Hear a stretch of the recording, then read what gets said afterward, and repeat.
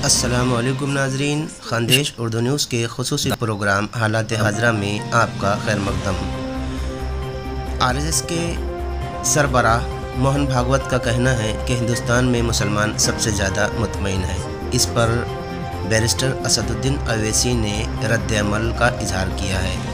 सबसे पहले हम आप सभी से गुजारिश करते हैं कि आप खानदेश उर्दू न्यूज़ को सब्सक्राइब और लाइक ज़रूर करें। नाजरीन, हिंदुस्तानी मुसलमानों के बारे में राष्ट्रीय सेवक संघ के सरबराह मोहन भागवत के बयान को लेकर सोशल मीडिया पर हंगामा बरपा हो गया है। असल में उन्होंने एक हिंदी मैगज़ीन को इंटरव्यू देते हुए कहा है कि हिंदुस्तान के मुसलमान पूरी दुनिया में सबसे ज़्यादा मुतमईन है। उन्होंने ये भी कहा कि हिंदुस्तानियत की बात की जाए तो तमाम मज़ाहिब के लोग एक साथ खड़े होते हैं। उन्होंने कहा कि किसी किस्म की इंतहा पसंदी और अलहदगी पसंदी सिर्फ उन लोगों ने फैलाई है जिनके अपने मफादात मुतासिर हुए हैं। मुग़ल हुक्मरान अकबर के ख़िलाफ़ जंग में मेवाड़ के राजा महाराणा प्रताप की फ़ौज में मुसलमान फ़ौजियों की एक बड़ी तादाद का ज़िक्र करते हुए भागवत ने कहा कि हिंदुस्तान की तारीख़ में जब भी मुल्क की सकाफ़त पर हमला हुआ है तो तमाम मज़ाहिब के साथ लोग मिलकर खड़े हुए हैं। महाराष्ट्र से शाये होने वाले मैगज़ीन विवेक को इंटरव्यू देते हुए मोहन भागवत ने कहा कि हिंदुस्तान के बेशतर मुसलमान मुतमईन हैं। उन्होंने कहा कि हिंदुस्तान के बरक्स पाकिस्तान ने दूसरे मज़ाहिब के मानने वालों को कभी हुकूक नहीं दिए और इसे मुसलमानों के अलग मुल्क की तरह बना दी। उनके इस बयान पर रद्द अमल जाहिर करते हुए MIM के सरबराह असदुद्दीन अवैसी ने ट्वीट किया है कि हमारी खुशी का पैमाना क्या है।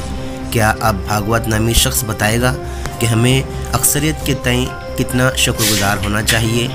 आइन के तहत अपनी नफ्स को बरकरार रखने के में हमारी खुशी है। हमें अब ये ना बताइए कि हम आपके नज़रिए के मुताबिक कितने खुश हैं। आपका नज़रिया चाहता है कि मुल्क में मुसलमानों को दूसरे दर्जे का शहरी बनाया जाए।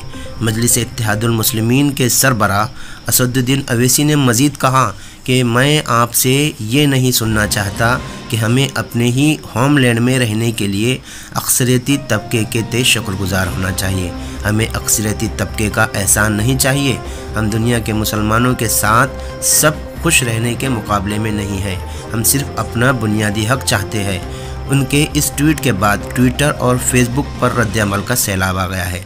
एक तरफ वो लोग हैं जो भागवत के बयान से इत्तेफाक करते हुए आईन हिंद की खूबियाँ गिनवा रहे हैं, तो दूसरी तरफ कुछ लोग भागवत पर तनकीद कर रहे हैं और मुसलमानों पर मजालिम का तस्करा कर रहे हैं। काबिल ज़िक्र है कि RSS के सरबराह मोहन भागवत ने अपने बयान में कहा कि जब हिंदुस्तानियत की बात की जाती है तो तमाम मज़ाहिब के लोग एक साथ खड़े होते हैं और सिर्फ वही लोग अलहदगी पसंदी का मुजाहरा करते हैं जो मफाद परस्ती के शिकार है।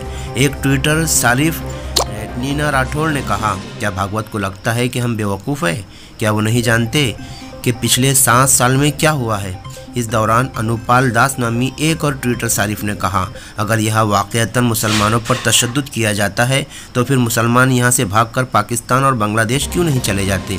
उल्टा वही के लोग हिंदुस्तान में पनाह लेते हैं। सहाफ़ी स्वाति चतुर्वेदी और मौलाना आज़ाद नेशनल यूनिवर्सिटी के साबिक चांसलर ज़फ़र सिरेशवाला ने भी इस बहस में शामिल हुए। ज़फ़र ने कहा कि अगर हिंदुस्तानी मुसलमानों की मदद करनी है तो सबसे पहले उनको तालीम दिलाइए। इस पर स्वाति ने कहा कि मुसलमानों को आइन में हिंदुओं की तरह हुकूक मिलने चाहिए। भागवत ने कहा कि हमारे आइन में ये नहीं कहा गया कि यहाँ सिर्फ हिंदू ही रह सकते हैं या ये कि यहाँ सिर्फ हिंदुओं की ही सुनी जाएगी, या अगर आपको यहाँ रहना है तो आपको हिंदुओं की बरतरी तस्लीम करनी होगी। हमने उनको जगह दी। ये हमारे मुल्क की फितरत है और इसी फितरत को हिंदू कहा जाता है। बॉलीवुड के मारूफ अदाकार दिलीप कुमार और उनकी बीवी सायरा बानो हर साल अपनी शादी की सालगिरह 11 अक्टूबर को तुस्को एहतशाम के साथ मनाते हैं, लेकिन इस साल वो शादी की सालगिरह नहीं मनाएंगे। दिलीप कुमार और सायरा बानो ने फैसला किया है कि इस साल 11 अक्टूबर को अपनी शादी की 54वीं सालगिरह नहीं मनाएंगे और इसके पीछे की वजह है दिलीप कुमार के 2 छोटे भाइयों का इंतकाल।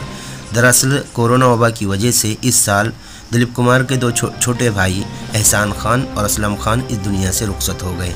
यही वजह है कि दिलीप कुमार और सायरा बानो ने फैसला किया है कि इस साल वो शादी की सालगिरह नहीं मनाएंगे।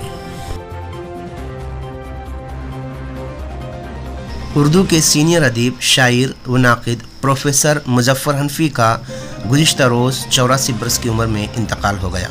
उन्होंने पिछली 5 दहाइयों के दौरान जदीद शायरी, मुख्तसर कहानी, तंज़ तनक़ीद, तहक़ीक़, बच्चों के अदब और तर्जुमे वगैरह पर काबिल क़द्र तख्लीक़ात पेश की। प्रोफेसर हनफी ने ख़ुद को उर्दू शायरी और अदब की खिदमत के लिए वक्फ़ कर रखा था और उनके कलम से तकरीबन 80 किताबें मंज़र आम पर आई। मुज़फ़्फ़र हनफी 1 अप्रैल 1936 को हिंदुस्तान के खंडवा, मध्य प्रदेश में पैदा हुए। उनका असल नाम मोहम्मद अबुल मुज़फ़्फ़र था। उन्होंने बरकतुल्लाह यूनिवर्सिटी भोपाल और अलीगढ़ मुस्लिम यूनिवर्सिटी से PhD की डिग्रियां हासिल की।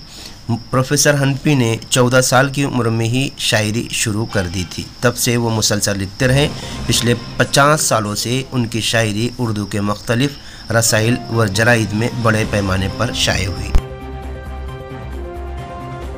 हिंदुस्तानी सियासत के अजात शत्रु लोक जनशक्ति पार्टी LJP के बानी रामविलास पासवान की गुज़िश्ता रोज़ मुकम्मल सरकारी एजाज़ के साथ आखिरी रसूमात अदा कर दी गई।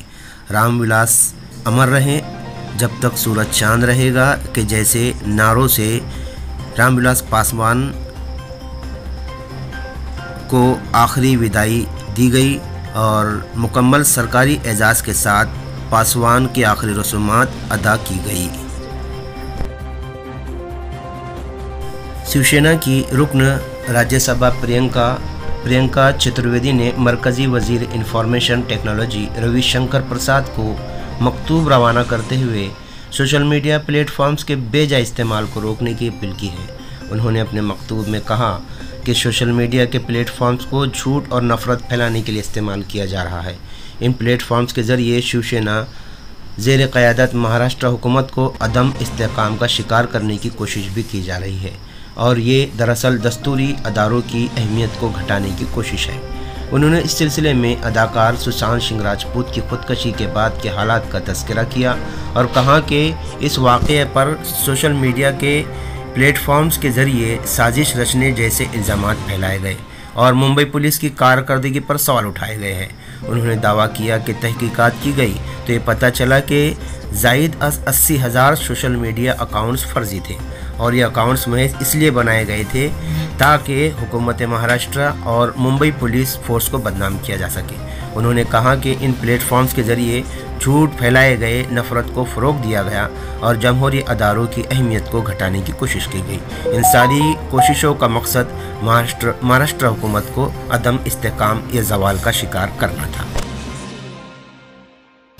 अमेरिका ने ईरान के 18 बैंकों पर पाबंदियां आयद कर दी है, जिसके रद्द-ए-अमल में जवाद ज़रीफ़ चीन पहुंच गए हैं।